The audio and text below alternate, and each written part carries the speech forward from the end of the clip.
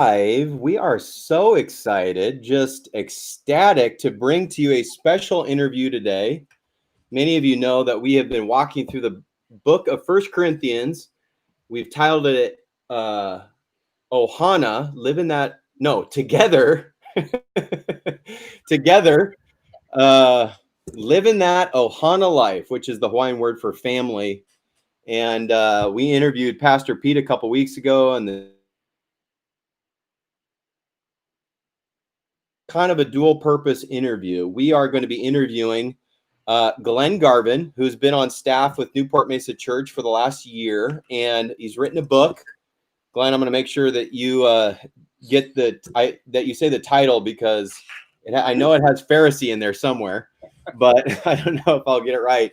But he's an author, worked at Royal Family Kids Camp Inc. for over a decade, and has pretty crazy story. I wanted you to hear from Pastor Glenn, but also he's got some big news that he is going to be revealing on this live broadcast. And so I'm not sure if we should tease that out or if we should just, wait until the very end. But both Glenn and myself probably need to get going by about 2:45. So we're going to try to wrap things up within that. But I love this man, and he has so much to teach, in my opinion, the church family today because of his background, experience, and just who he is on what it means to be the church family. And I am just so grateful for him. So why don't we, instead of teasing this out, Glenn, why don't we just go ahead and let the monkey out of the basket? I don't know if that's like a phrase. I just made it up. The elephant in the room. I don't know if I can come up with any other idioms that no one really knows what they mean anymore. But Pastor Glenn, what is the big news, and why is there aloha next to your name down there below? The big news is that Robin and I have accepted the position of lead pastor at Life Center in Lakewood, California. So that's the big news. Yeah. So they met, and the church met, and I spoke last Sunday. That would have been on the 4th, I guess, October 4th, and they voted that night, and we got voted in. So we had a 90% strong vote. That was good. And I heard it was like over 90. It was like 96%, something like that. It was 90. We were trying not to put out fake news because the numbers were going back and forth. So it was just 90%. A really strong percentage, though, and so excited for you guys. Now that date is kind of significant because a year before that, something happened.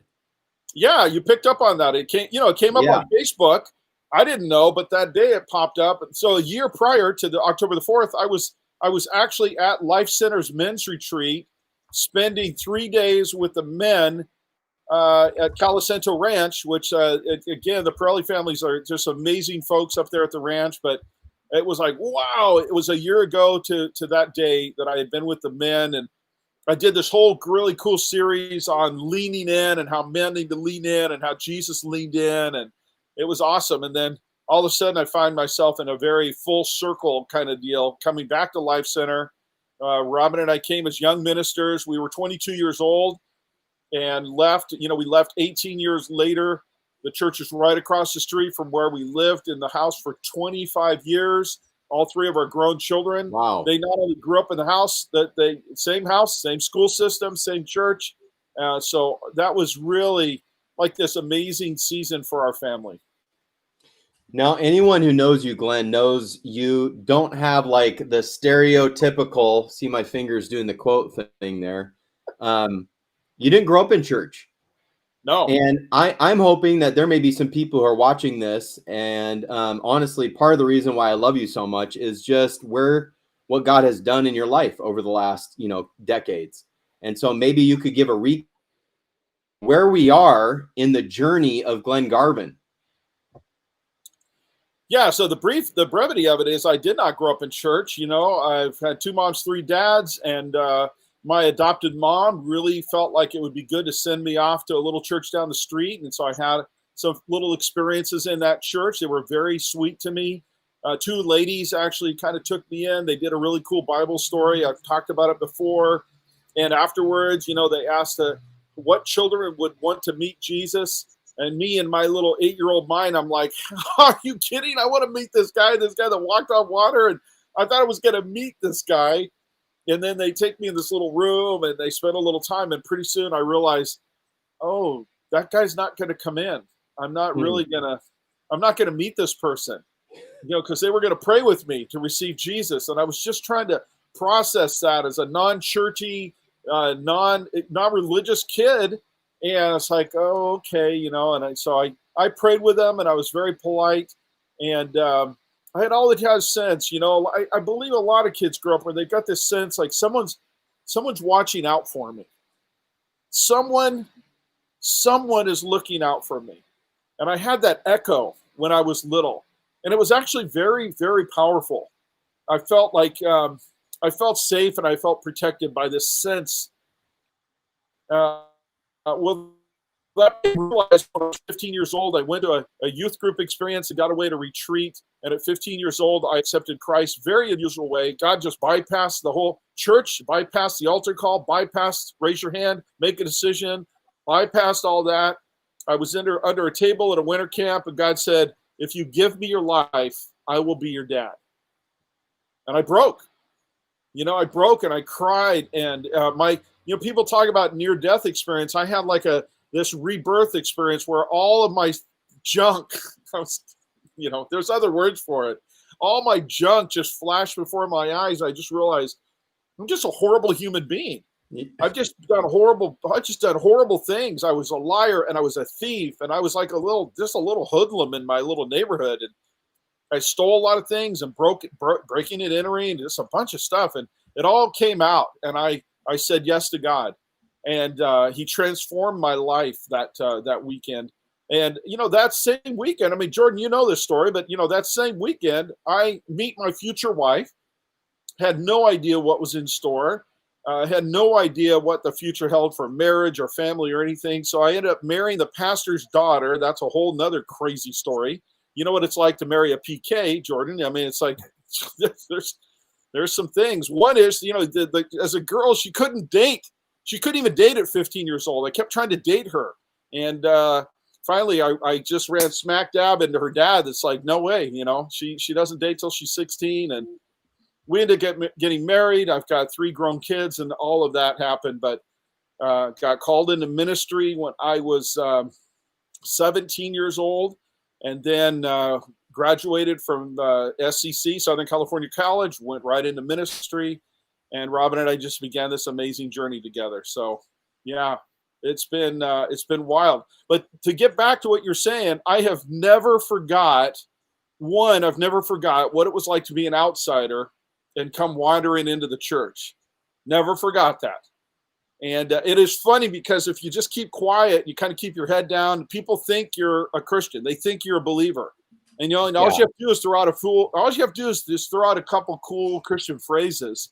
And they're like, oh, they're a Christian. They don't even know what's going on.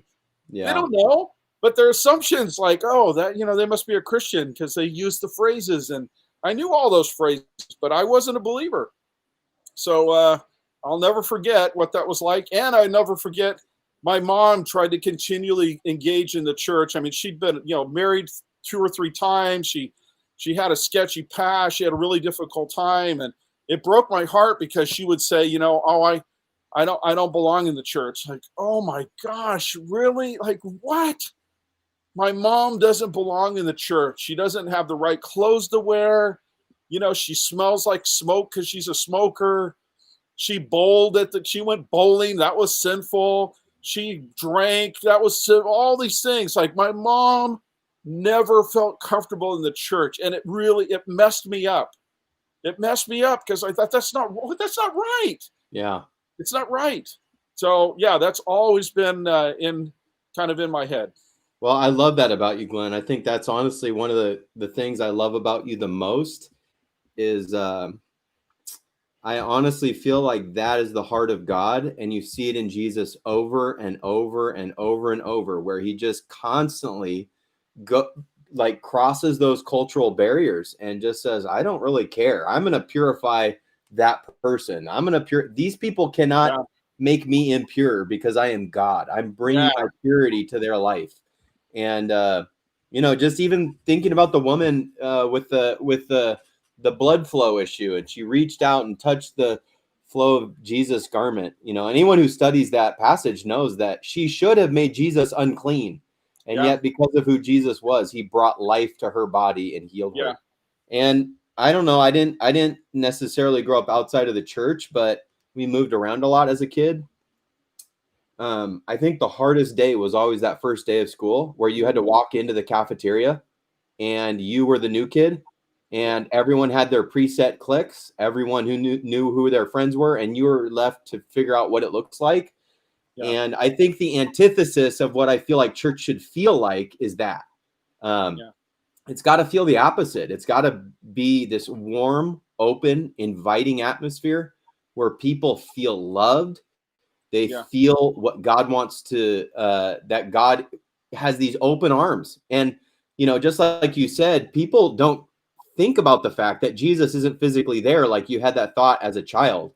Like, I'm ready to, like, where is this person? Where is this physical human that I'm hearing about? He sounds so amazing. But it's church people who have to be Jesus with flesh on. And I love that. I love that is your heart. I hope that you never lose that horrible, painful memory, because it's motivating. It should motivate us. And I hope it continues to motivate you in this new season of ministry that you're in, that you can be a gatekeeper that just swings open the gates and just says, come on in. Where are these people that Jesus came to love and to serve and to be with? And then we'll figure out all the messiness after that, because there will be messiness. Yeah. I love what Proverbs says. I can't remember which verse it is, but it's definitely one of those interesting verses. It says, you could have a barn and it can be clean, or you can have a lot of crops and a dirty barn. Your choice. Yeah. And there's a lot of messiness that goes with a successful church. And by successful, I just mean that we're reaching people who are in hard situations and hurtful places. And we're seeing that brokenness slowly healed over the course of time by God's agape love through real life human beings. And through old people and through young people and everywhere in between. I love that about you, Glenn. Jordan, it's funny. It's funny you mentioned that, because I think as believers, oftentimes we pretend we really, I try not to, but our pretense is that we don't have any problems. I don't, it's like, no. Oh no, the world has problems. The worldly people have problems. I don't have problems. Like, man, I got more problems than many folks do.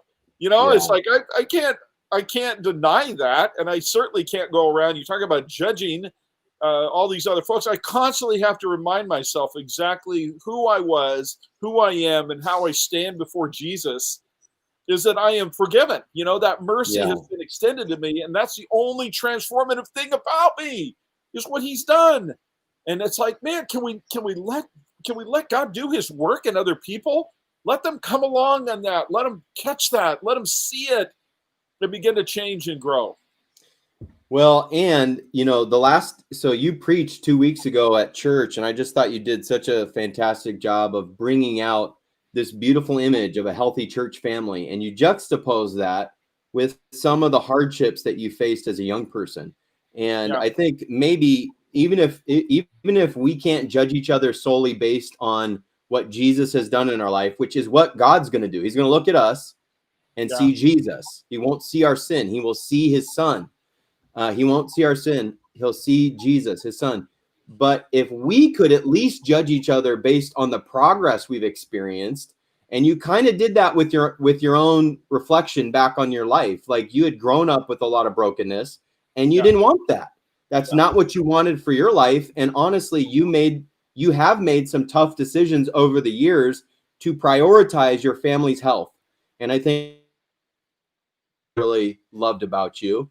And so maybe considering that value, that high priority that you have made in your life of you want a healthy marriage. And I can honestly see the fruit of that in your life, in your marriage with Robin. And you want to have a healthy family where you didn't have ministry orphans. And maybe you had seen a little bit of that or heard a little bit of that and here and there. But talk to me a little bit about how those values shaped your early ministry days, and even bring that up to the current moment where you've had to really balance some of that tension in terms of, I think you know what I'm talking about. Like, do I take this role, but it requires me to move, or, just balancing some of these real life decisions that you were having to make, to do what God's called you to do. Yeah. Hey, let me throw out a really cool verbal bomb here with this whole discussion, Jordan, because Robin and we processed some of this stuff as we've been talking, and I think for a long time we may have done a little bit of a disservice for folks that trying to attach them to the church. We try to attach them so much to the church that we forgot that their primary attachment, their primary relationship and responsibility and love in life is Jesus. And so what happens is when you get into a church, somebody's going to tick you off. Somebody's going to hurt you. We're human. We're going to do it. I'm going to do it to you. You're going to do it to me. There's forgiveness. But what happens is a lot of people have made the decision. They said, well, if that's God, then I'm out of here. And I feel like it's like, wait a second. No, this is not how it works. The church is not a relationship with God. The core, the primary is my relationship with God. And it flows out of that. I can't tell you, you've heard this, I've heard it. Oh, the pastor doesn't feed me. Oh, he's not deep enough. Oh, I don't get enough spiritual this or that. It's like, what are you kidding me? I'm like, I don't expect you, Jordan, or anybody, I don't expect you to have that relationship with my wife. That's my responsibility. My passion and my leadership and my family and my relationship with her is all my responsibility. I don't pin that on you guys. That's ridiculous. I don't go to church and pin all of that on like, oh, Jordan doesn't do this and he doesn't go deep enough in this stuff, or he doesn't do things like I like him. It's like, no, my primary is God. My relationship with Jesus is so much more important than anything else I do. It drives my life. It drives my decisions on how I treat my wife and how I parent. It drives those things. So those things were primary for me from the very beginning. It's like, I want to live my life. So when I start this journey, I'm going to end it well. I'm not going to walk out because someone did something to me or someone said something that got me upset or whatever. I'm going to live my life. And no matter what happens, it's like my relationship with Jesus is going to stand. It's going to last. Yeah. And then it goes from there. And that relationship with my wife. I want us to do the long haul, ups and downs and, all kinds of things that happen in a marriage. So we've been doing this for 37 years and it is exactly like, this is my best friend. I enjoy spending time with her. We talk about all kinds of things and we talk about nothing. It's just there. And then it flows obviously to my kids. You know how this is because I know how you are with your kids, but probably 30 seconds talking about my kids. And now I've got 6 of them because they're all married and now I've got grandkids, but 30 seconds and I'm in tears thinking about how much I love them. Yeah. But you know what? As much as I love my kids and I love my family, none of those even really, they don't compare to that vital relationship of me and Jesus. It just can't be like that. I've got to make those primary decisions first. So it's interesting that you talk about that because I think folks have to have that relationship straight with Christ. And it does definitely guide things from there. It has for me. Well, and if you're tuning in, you're probably already a big fan of Glenn or have seen him personally interact with his wife. And I haven't seen him interact with his family as much, but I definitely hear about his grandkids all the time. I say that's plural now. That's right. Initially, it was just Ruby, but it has been such an honor and a joy to watch you and Robin interact with each other because I just think all the time in my head, Tara, babe, are we going to be like Glenn and Robin someday? Are we just going to be in love, just hanging out, having sushi or whatever it is? You can tell that you enjoy each other. Like this is a relationship that you have cultivated over years and it's getting better and richer. Yeah. And that's That's absolutely something that I really not just respect about you, but I feel like you've raised the bar for people who get to do life with you for any amount of time because they get to see what a really good marriage looks like. I mean, you know, and I'm sure that there are issues where you get into conflict. You know, I heard through the grapevine that you don't know how many hours it takes to barbecue ribs, but you know, there's stuff happens. You know, things happen, That's and you true. just have to go with the flow. But that's definitely one of the things that I've really just enjoyed, and I'm glad honestly that Life Center is not that far away. So I Yeah. got your number. I could and we can still have lunch. But so there was, you know, kind of this like I don't even want to solidify this expectation of every person who becomes a pastor, they have to become a lead pastor. I think that's ridiculous. I Right. don't think that's true. I don't think a title defines someone's calling. I think that's just it. Like I said, I think it's ridiculous. However, I do think that churches need good lead pastors. I'm so thankful that Life Center is calling you to their church because I know that they're going to get such a solid man of God with a heart after Jesus, in my opinion. And but even you said when you were kind of entering into this process, you kind of disqualified yourself based on your age, which Yeah. I wouldn't even bring that up except that you brought it up. And so Yeah. talk to me about why you didn't become a lead pastor earlier and maybe some of your journey with Royal Family Kids Camp, and then maybe reference what happened in the desert and how that kind of impacted you. Because honestly, things don't always go the way that we think that they're supposed to go in our head. And in the back of the story, God's writing this thing out that ends up being greater than anything. But talk to me about some of the career decisions that you made along the way. Yeah. Well, you know, coming from an Assembly of God college, Southern California college, graduating with a pastoral degree, you kind of start getting into like, hey, here's the expectations. You know, Robin and I talked about this a little while ago. You send out resumes, you go out and you do interviews. Well, pretty soon after 2 or 3 interviews, the only thing we felt qualified to do was youth because we'd done youth, and then we were young, right? So you know, we were very young, graduated, you know, 21 years old, and we were young, so we thought, okay, all we can do is youth, and we interviewed at all these different places, and this one point, some really close friends of ours from SCC, they came out of the pastor's office, and we thought, oh my gosh, we're all going for the same jobs here. You know, we're all interviewing for the same jobs. And I told Robin, it's like, yeah, this is just not me. This is not us. And so we had a very dear friend, Wendell Vinson, called us from Highland Assembly of God. The church sat on the largest parking lot I'll never forget in Bakersfield.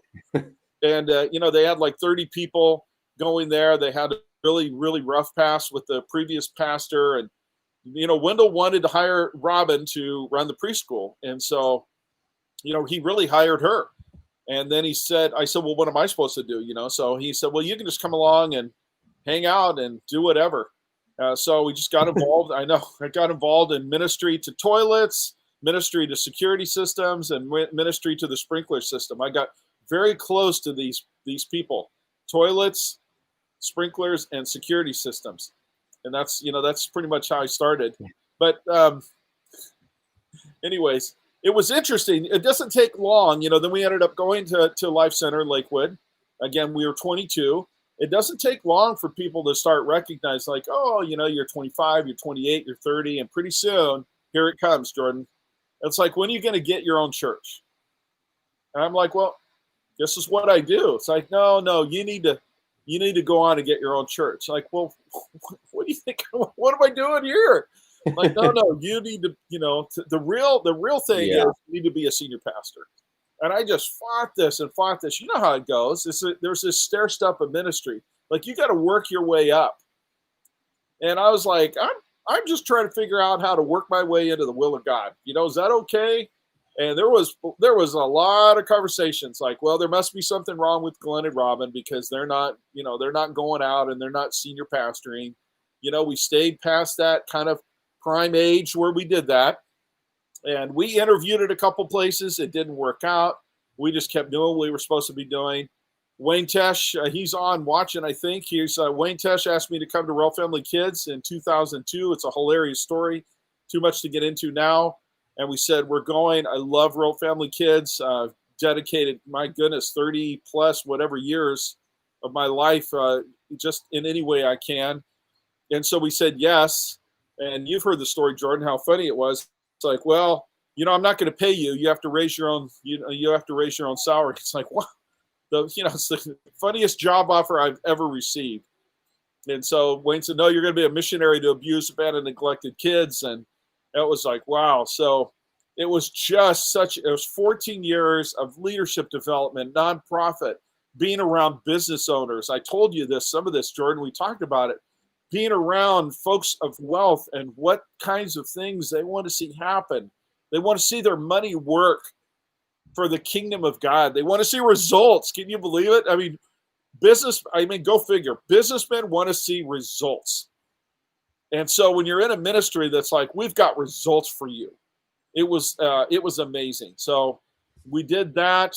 We ended up leaving because of the succession that was coming up. And this is that whole thing we were referring to as the desert experience. We got ourselves into a planned succession and spent a year with that and trying to make that work. And it was really difficult. It was the most difficult time my entire life. I felt like I should have had those times when I was younger. But so now, just to explain, you went to a church that had a lead pastor in the hopes or plans of you eventually becoming the lead pastor and the lead pastor retiring. Right. That's it.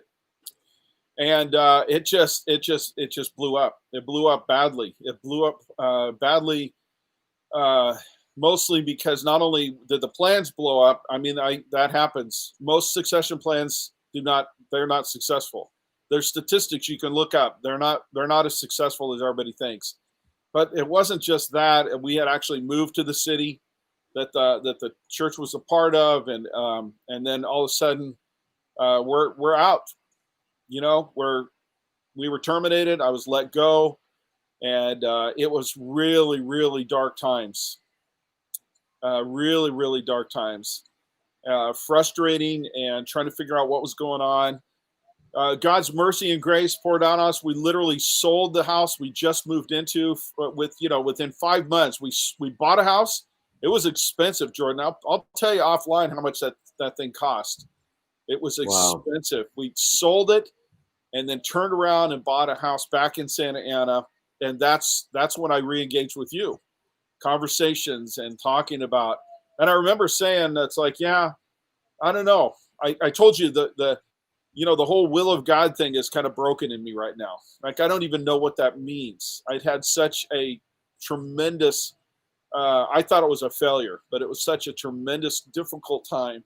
I told you the will of God is broken in me. I don't know. And you were so gracious, and we talked about how church should be life-giving. You remember that? The back, weren't we sitting in the back of Neat Coffee? Yeah, Neat Coffee. I was having coffee adultery on Hidden House. I felt bad, but I think there probably is some things about coffee adultery. Yeah. So we were having those conversations, and I am telling you, everything you were talking about, I was like, man, I like this guy. I believe in this guy. I threw out some of the things from my book. You remember that? Yeah. Yes. So I tried to push it off and warn you. Is it safe to say that you were disgusted by how the sausage was made? Well, is that safe? You say that. That's funny. You say that. I feel like though that experience is actually so helpful for people to understand, like that the church in our mind, the idealistic church in our mind, does not exist. Yeah. And unfortunately, that is never going to change until we meet Christ face to face because of the failures of humans. And when we're on the negative side of that, on the receiving end of some of those, whatever they are, leadership decisions or turns or beliefs that we think this is where it's supposed to go. Right. People get hurt. And so this is just, I have been on the receiving end of that, but I know when you're leading, I know I've probably been on the delivery side of that. And it's just painful sometimes. Right. But what I guess what inspired you to re-engage the church? Because listen, the church, according to Jesus, is not a 501c3. Like we all get that. Yeah. I'm not sure everyone gets that, but they should get that. Yeah. It's not an organization. It is something that is in the mind of Christ, Yeah. but somehow has to find expression in the real world. Right. Like that 5-year-old kid that went to Sunday school who prayed to receive a physical human into his heart. That moment was being facilitated by some 65-year-old women who were trying to help you understand the spiritual reality of a historical person who lived 2,000 plus years ago, but still bears influence through his spirit on earth today and in this physical manifestation of what that looks like, the church. So what caused you to re-engage?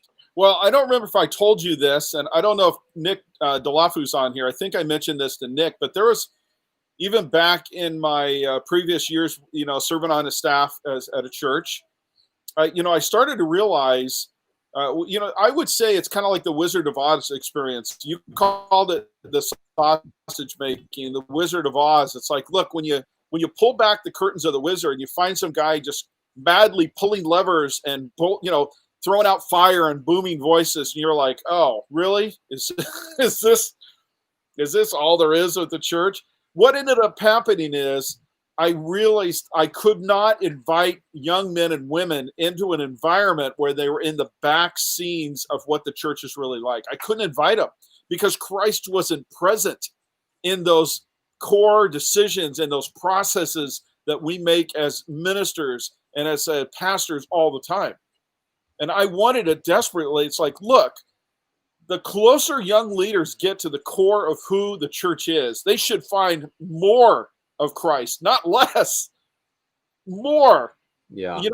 There should be an admitted brokenness. These are things that you're really good at, Jordan, being this authentic and open and honest, but there should be more of the presence of Christ, not less. And I'm not talking about the show and overt spirituality. I'm just talking about the reality of how we make decisions, and they're hard. They're hard decisions. Yeah. So yeah, we had seen a lot of things, and a lot of things had happened, but man, at that point when I was terminated, it's like, I'm pretty much done. I mean, I'm not done. Like I said earlier, I'm not done in my relationship with Christ. I'm not done with being a great husband and a great father. I'm not done with those things.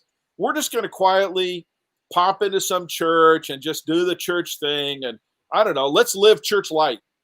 Really, I'm just ready for this, like, forget this responsibility and getting to know the individuals that are running this place. Let's just do church light. Because I just thought, man, it's just been a nasty journey. And so those are the issues I brought up with you, and you were using the word life-giving. Just how important it is to realize when people come into the building, they experience something. They experience not just the people that are there, but they experience this feeling. It's like, man, these people are here to meet with God. Yeah. And not just that, when they do lunches with you and they spend time with you, it's all just like this reflection of who Christ is. It's so it was taking a risk. It was taking a risk again, just kind of connect with Newport Mesa Church and find out. It's like, okay, I don't know if I'm going to be able to do this, and honestly, there's a lot of cultural history with Newport Mesa Church. There's a lot of systems and barriers and things that happen. There's like these are preventing people from coming to know Jesus here. And I could feel them, but they were mostly on the inside culture, not just the general culture. So the general folks there are just so loving and kind, and they were so affirming to Robin and I. They constantly were saying, "We're so glad you're here." And we had known many of them for so long, but it just began to kind of restore that hope. What do you feel like, Glenn? What do you feel like some of those things are? You've been at the church for a year. You've been on staff and as an attender. What are some of those things that you hope to see Newport Mesa Church overcome to be the kind of church where people have their lives restored?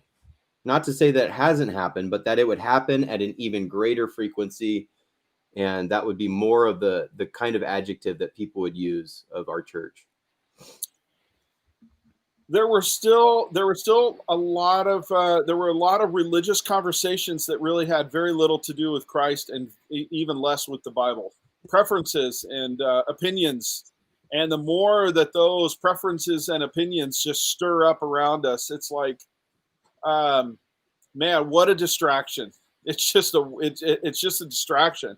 Hey, we're smart enough, Jordan. You and I are smart enough to know people have preferences. Yeah.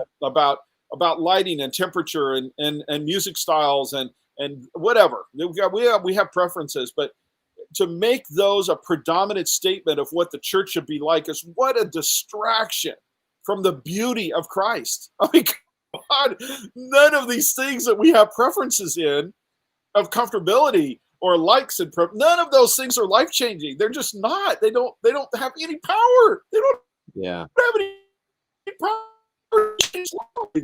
So all the religious kind of trappings and the way that we kind of have those conversations, and it's like none of those things. They just don't hold any power to change lives, but Christ does. Yeah. And being that kind of believer, that humble, like spirit-filled, like that people can tell that you're in love with Jesus, just like you can tell I'm in love with Robin.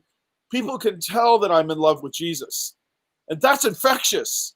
Come on, that is infectious. You get around, I can name folks right now that when you're around them, and I know some of them are kind of down right now because it's really been hard, but I can name folks that they're just like infectious. They're a joy to be around, and they're not being phony about it. They're just truly a joy to be around. Yeah. So, which by the way, I think that fruit of the Spirit is the one that I want to have in my life so much, is joy, because I think joy just makes people so much fun to be around. But if I were to just summarize what you just said, I think this is really the hope for any church, that a church would be a community filled with people that just are truly embodying the fruit of the Spirit. yeah. Which, let's be honest, the fruit of the Spirit are just all of Jesus's characteristics. Like, that's who he was and that's who he is. Right. So the more a church can walk, act, talk like Jesus, and not as a facade, but as this is truly coming from the inside out. God has transformed our hearts from the inside out. I think we will contribute to a community that's life-giving, because Jesus can't produce death. He doesn't do that. That's not his game. Right. Well, we've talked about this, Jordan. That's why, this is why I love you. Those are the marks of discipleship. Yeah. Those are the marks. The fruit of the Spirit. Yeah, that's not just about church attendance and crossing off how many verses you've read or what you can quote. I can appreciate those things, but those are not the marks of a discipleship. The fruit of the Spirit is. You can see these active in people's lives, no matter what age they are. I can see the fruit of the Spirit in these younger generations. Like, you've got more spiritual maturity than older folks that do nothing but just complain about stuff, and they're just negative. And the opposite is true. I know some older people that are just dynamic, Spirit-led, Jesus-loving people, and some young people who don't get it. But what if you and I started a church consulting business where we came into churches and we gave a test to every spouse in the building to judge their spouse anonymously based on love, peace, patience, kindness, gentleness, forbearance, right? Yeah. Okay, on a scale of 1 to 10, how joyful is my spouse? Yeah. On a scale of 1 to 10, how much self-control does my spouse have? But really, that actually probably is the greatest measure of spiritual maturity. How much do we look like Jesus? Yeah. But again, that's hard to measure. It's hard to measure spiritual formation characteristics. It's so much easier to measure butts and seats and nickels in the buckets, right? I mean, that's just what we measure.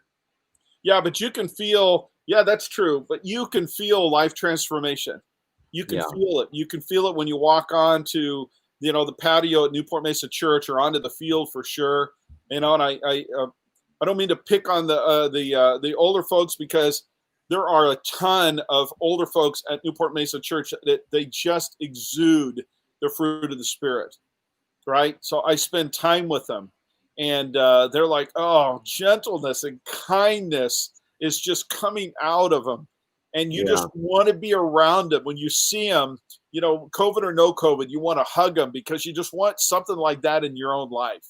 When you're troubled and you feel that you know that they're praying, you feel the peace of God when you're around them. Come on, that's true. And the reality for a multi-generational church, for spiritual maturity on the other end of years of experience, the hope is that it's wisdom. It turns into wisdom. And I think that has been something that I have appreciated about the older generation during COVID is they are very content, and they are not really afraid, not really anxious. I mean, they want to get out and see people, but they are trusting Jesus and content in a godly way. And that has been a challenge to me, because I just want everything to be normal again. Yeah. But so my patience is being tested for sure. Hey, we're up against your your clock. So Glenn, let me just ask you one final question, and then I want to invite anyone who is listening to this interview. Pastor Glenn and Robin are going to be at Newport Mesa Church this Sunday. We're going to honor them and love on them. We'd love to send them off with a blessing. They are heading into a fantastic situation where they get to pastor a church that they already love. So they don't have to build a love for this church. It's been a part of their heart and their history and their lives. 18 years, a long time. So God is kind of interweaving them back into a really great opportunity for relationships to be built off of. And I just think that the last, how many ever years since you've been there, you're going to bring a lot to the plate, Glenn, and just bring some really fresh moves of the Spirit. Not that you'll bring them, but God will use you to be a facilitator of that in this season. But what is your hope, Glenn? So I want to invite you to church this Sunday. Make sure that you come, and we can send Pastor Glenn and Robin off with just with our blessing. They got voted in this last Sunday, and I think you guys start the week after this Sunday. So there's not a whole lot of turnaround time.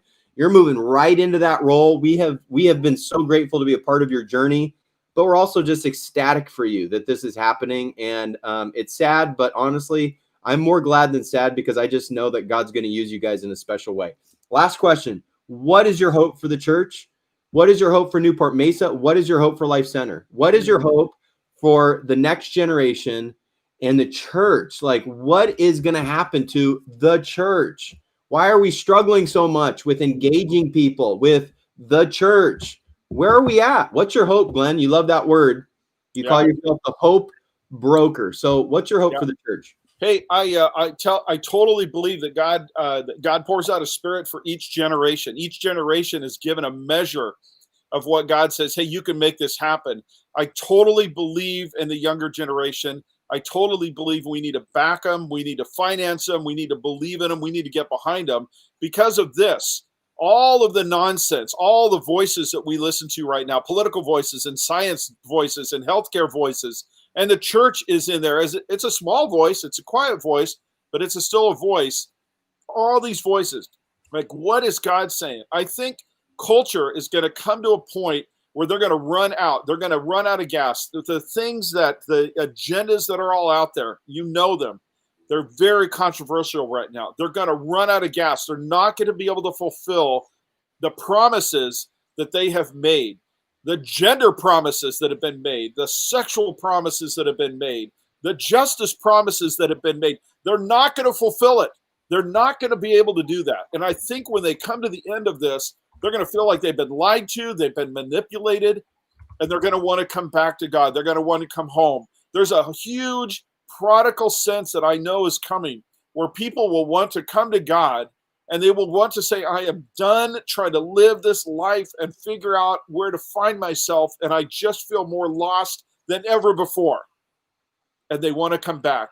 My challenge to our churches is, are we going to be ready to be the father, to embrace them, wow, to run towards them, and embrace that generation rather than the elder brother just sit back. It's like, well, we'll wait to see if you just say you're sorry. We'll wait to see if you say, well, we told you so. You should have known better. I want to be the father that just can't wait to run and to embrace and to love and watch God do a miracle in our generation that is following. That's what I want to see. So I think there's a lot we can get wrong as the church and still be okay, but we cannot get what you're talking about right now wrong. We can't get it wrong, or else the whole thing crumbles, because it's literally what Jesus did. Go read Luke 15 right now. If you don't know what the heart of the Father looks like, feels like, smells like, go read Luke 15. The lost shepherd, or the lost sheep, I should say, the lost coin, and the lost sons. Plural, sons. Yeah. Man, that's a good word, Glenn. I think that's probably why God is moving you into that role. Man, if the church could get that heart, I think the church would be unstoppable. It's the heart of God. Yeah. It's the heart of God. Hey, can you pray for us and pray for anyone who's listening? And if you've enjoyed this particular video cast, Glenn, just, man, so many great things he shared. Maybe you have a friend who's not a believer. You could share this video in a private message, or you could share this video on your public timeline. We're going to go ahead and leave this public so that you can share it. And of course, we want as many people to come out on Sunday so we can honor Glenn and Robin as possible. And, typically in a service, the pastor will give the person leaving like 5 minutes, like a missionary, right? And man, we thought, we have this, let's just take some time and have an interview. And I thought that would be a great way. Glenn is Ohana. He's our family. And we're excited to just see what God is going to do at Life Center. And we'll stay in touch for sure. Maybe we'll do a pulpit swap and have Glenn and Robin come back down and bring a great word. Who knows what the future holds, but we're excited because God knows it. Glenn, pray for us. Father, I just ask your blessing on those who are watching right now. God, your favor would go before them, that their hearts would be turned towards you, that you have answers, that they don't understand how critical they are, and you've got life and life abundantly for folks that are suffering, who are struggling. I know exactly what that is like to be in that position. But God, your heart is towards those who are broken, those who need healing, those who need restoration in their relationships and their families, those who need to be restored to their fathers and their mothers. Oh, God, I just pray that you would make that happen. Let us be the church that reflects Jesus. Thank you for that. Go with Newport Mesa and just explode the possibilities of what you've got for them. Be with Life Center as I go forward. I pastor there. Thank you for all that you're doing. In Jesus' name, amen. Amen. Well, we bless you guys. We love you guys, and we will definitely stay in touch. Please share this video, and we'll see you Sunday. God bless you.